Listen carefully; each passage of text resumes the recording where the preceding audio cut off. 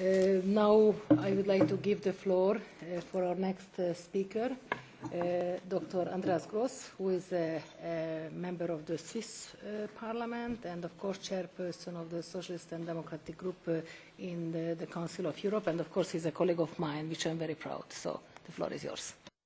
Thank you very much, dear ladies and gentlemen. I have to do something in 15 minutes, which is nearly not impossible because I heard so many misunderstandings of direct democracy. So I hope it's just an introduction for another debate. Pardon? You can get 20 because you can... No, it's okay. It's okay. I want to start by making a contribution to the overcoming of, I think, what you can say, a banalization of the terms.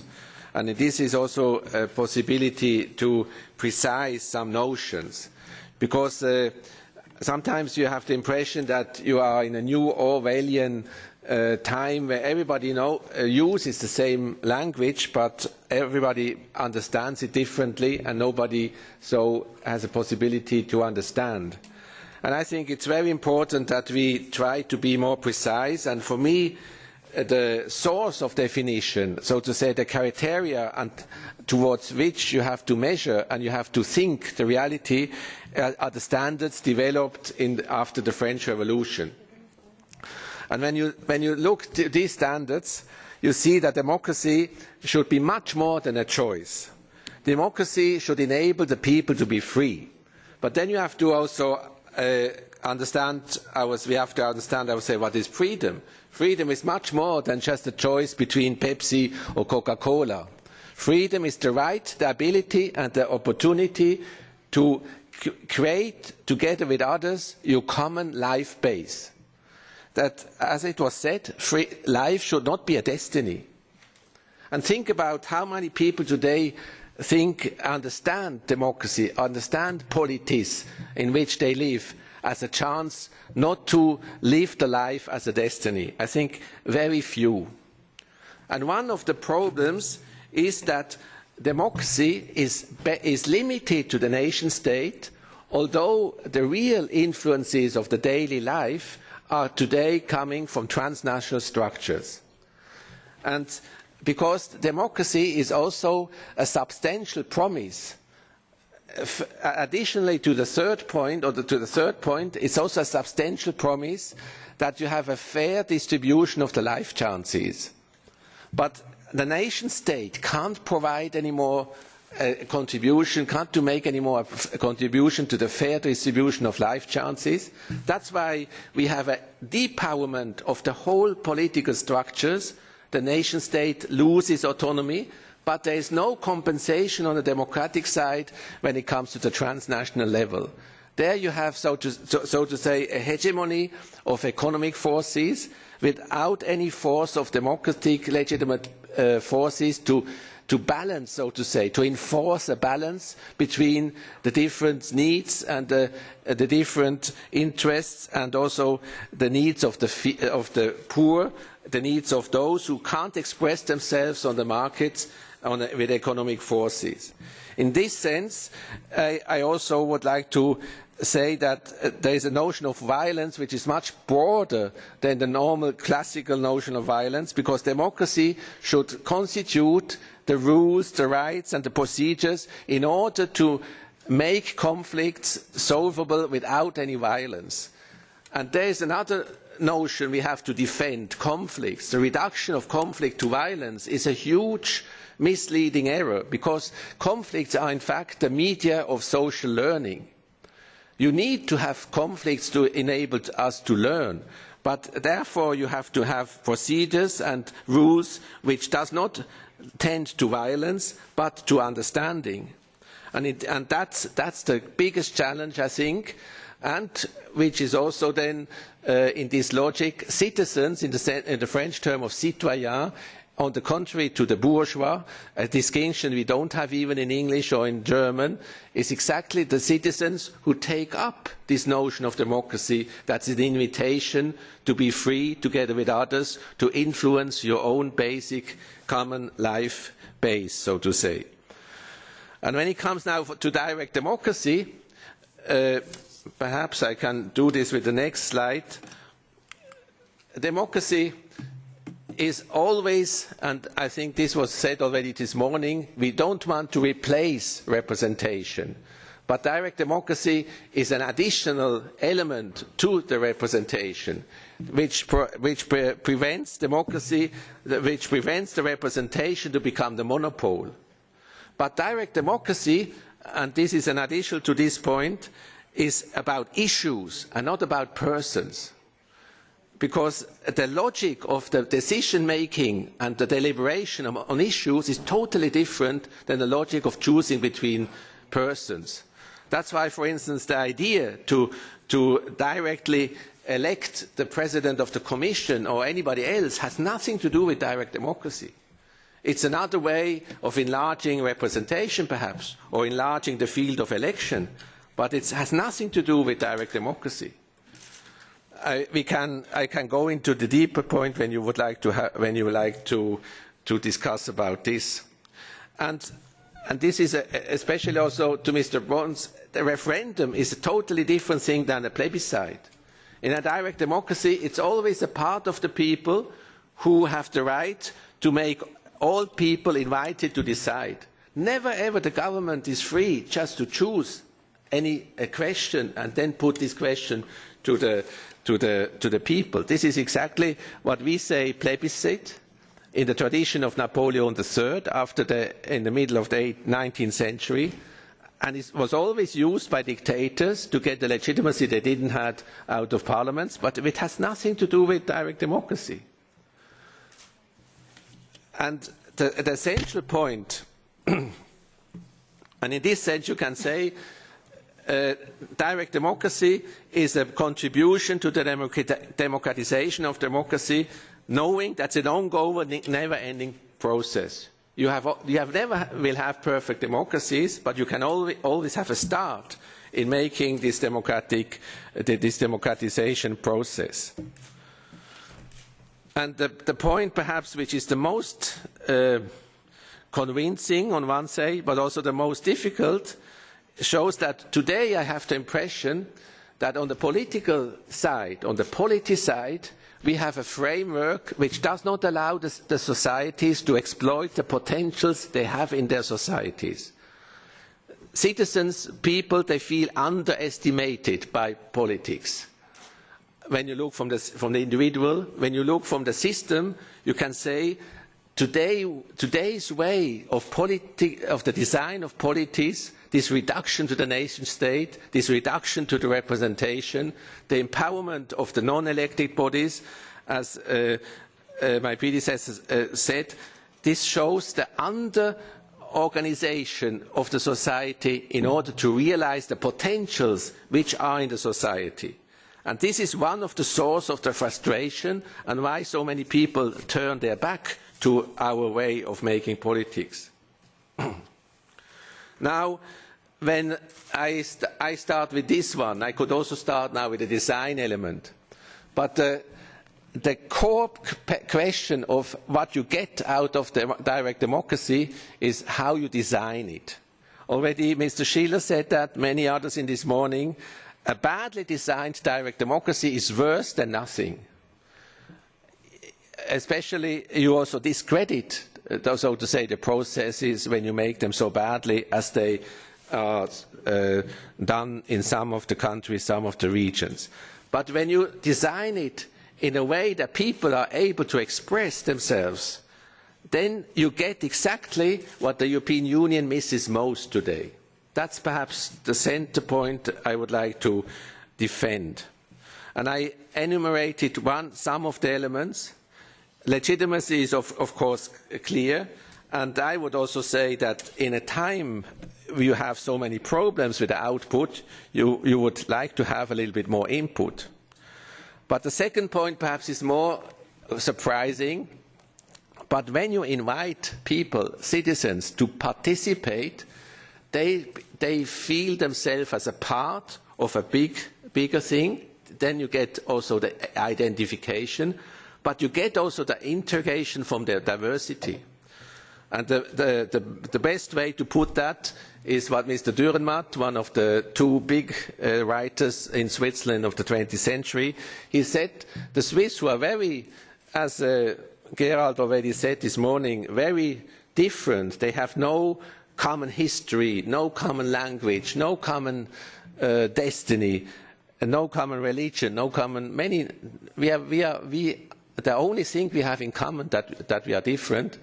Dürrenmatt said the nicest way, and that's why they like to be together, the Swiss, although they are so different, is that they are allowed every 4 months to discuss their differences. And the decisions are made in respect of these differences, and letting people participate in this decision-making process make them stay together, because the diversity is respected and you always get a timely, limited unity, but everybody is allowed to put this unity or this consensus decision in a further time on another level. By inviting the people to participate, you get an enormous increase of discussion, of communication. Communication is, so to say, the soul of direct democracy, and in this sense you create public spheres. Not one, but thousands, hundred thousands. Wherever people meet, they discuss, and other people listen and get involved. And this is the biggest difference between discussing about issues than choosing about people. You get an issue-based discourses, because the logic of an issue-based discourse is different to the personal choice. This was already said in the 19th century by the movement who fought for direct democracy in Switzerland in a time where you didn't have any photographs, you have no television, of course, no cinema, no public relations, spin doctors, but already then they said the most difficult issue is easier to understand than a person, because in a person you never know after the elections if he sticks to what he said before. And in this sense, you get a less personalized discussion and a much more issue-based, where the logic is easier to understand and to discuss. The other element, which is also a contribution to the clarification of the notions, you create, in the first I said, you get what you miss most, but you create also what you need most, communities. Because communities you can't get when you don't activate the people. Identity is a result of a common action, a common engagement. Passively, you lose your identity. That's why communities, when you have a really feeling together, is a product of having acted together, experiencing something together. The second point, this is of course a Habermas notion, but in the making of participation, in realization of participation, you create the condition of the participation. The process creates the condition of the ongoing process. That's why the demo, which you miss, you can only get when you try to do it. That's like learning direct democracy. It's not possible. You can't learn outside of the water how to swim. You have to go in. And that's also when you think people are not well informed, they have not enough knowledge. Then when you invite them to participate, they acquire this knowledge. They acquire the interest. But when you leave them out, why should they be interested? And the point is, when you create institutions where a small number of people can make all people decide, you create the process, the incentives, economic would say, that everybody has an interest to discuss with everybody, because everybody knows that everybody will decide. And that's the essential point which makes the big difference between agenda initiatives and real initiatives, that a small amount of people can provoke a national or a European decision, and by doing this they can enforce to the society a debate which the society perhaps does not want, or some people in the society does not want. And the debate is of course the condition but not the guarantee of a change. But when you can't debate something because some questions are excluded, then you will never get a change in this topic. So the public spheres you miss, you get when you let people participate. And this you can even see in the past when the Danes or the Irish, they decided, everybody started to discuss and look to the Danes and decide how they decide. But when you think this on the European level, you can imagine the potential you would get as a public sphere on the European level. Not in the sense that everybody would look to the same TV, to the same papers, but in all TVs and in all papers you would have much more the European topics which are on the agenda. And when you look now to the design, where you have to be very careful, what elements of the design will decide if you get these needs or if you get what would be very helpful, then I think you can say you need you have to pay attention to 5 central elements. One is that the entrance, the door, which you have to go through in order to trigger the process, to launch the process, should not be more than 3%. In the canton of Zurich, where in the constitution I was very active, we have less than 1%. But this is perhaps extreme, Mr. Kirchgessner would say. And in California you had 5%. So somewhere in between, but not more than 5. Why? And this was exactly also already said by Mr. Brons. When you have an instrument where only powerful people can make use of it, you lose the beauty of the instrument. The instrument was created in the French Revolution and afterwards concurred in some countries in order to make the powerful change, in order to limit their power. But so you have to make an instrument handleable for those who have not a lot of power, and not making another privilege of the power, but to create it as a counterpower instrument. Of course, those who have power, they don't like you to do this. That's why you will never get more democracy or direct democracy waiting at home that it comes by mail. But when you make a movement where those who have today too much power, they are afraid that they will lose all the power when they don't share their power, which they have too much, then you will get it. So you need an activation. You don't get it by passivation. The second point, and this you can learn from the Italian, but not only Italian, the whole Weimar history is full of this. When you have quoras, that means minimal participation and approval requirements. This is an invitation not to communicate, not to convince, because then you know that when people don't hear about it, and they don't hear about it when you don't communicate, then you will win. That's like in the football, you get a goal when you make a foul and not a red card.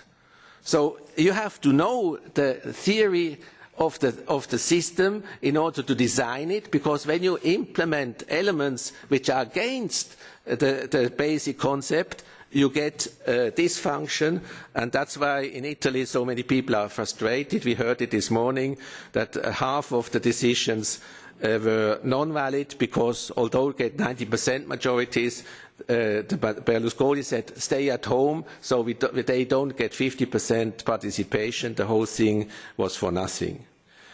The third point, which perhaps is less used, less known, but you can learn when you compare American systems with European systems, the interface between indirect democracy and direct democracy is essential. You need an interaction and not an opposition. You need interaction, cooperation, and not antagonism. And that's why you have in the Swiss cantons, you have the best symmetry in the sense that when the parliament makes a law, the citizens are invited not only to say yes or no, but even to make a counter proposal. And since 100 years, the parliament has the right to make a counter proposal to citizen initiative. And then the citizens, all the citizens have the choice between 3 options, nothing, this way or that way, and you have even the possibility to say what you prefer when both change options would get the majority. The fourth element is also extremely underestimated, but you need another time notion in direct democracy than the economic time notion.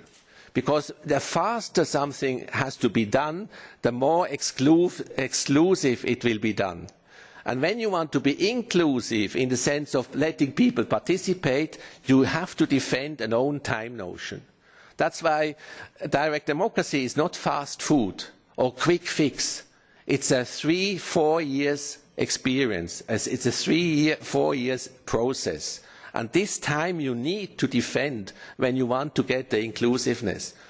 And in this way, it's also not true what was even said this morning by those who defended the instrument. That's clear how it will be the outcome. Because when you invite people to come along on a process, they will change their minds. They will make up their minds. And they will perhaps show a position you don't know from the beginning, because it's a process and not just a photograph of what is.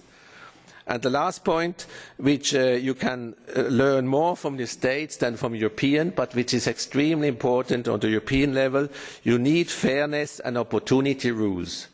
And fairness rules also means that you need, on the European level, vouchers, for instance, for translation, for trips, for meeting, that enable also, so to say, poor organizations to use this instrument to prevent that you create an instrument which is, again, a privilege of those who have already a lot of power.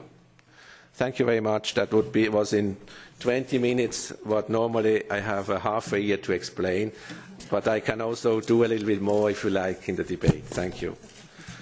Definitely, just give us a chance to to ask questions. But I'm really convinced that you were so inspiring for all of us who are in the room, that I'm sure that you will get questions and comments not only from two of us, but I'm happy to greet my colleague Mr. Bronx, who has been also arrived, and let's hope that my other colleagues will come as well. But you should know that the delegation of AFCO by the chair Cassini left to Paris, so that's why some of my colleagues cannot be here.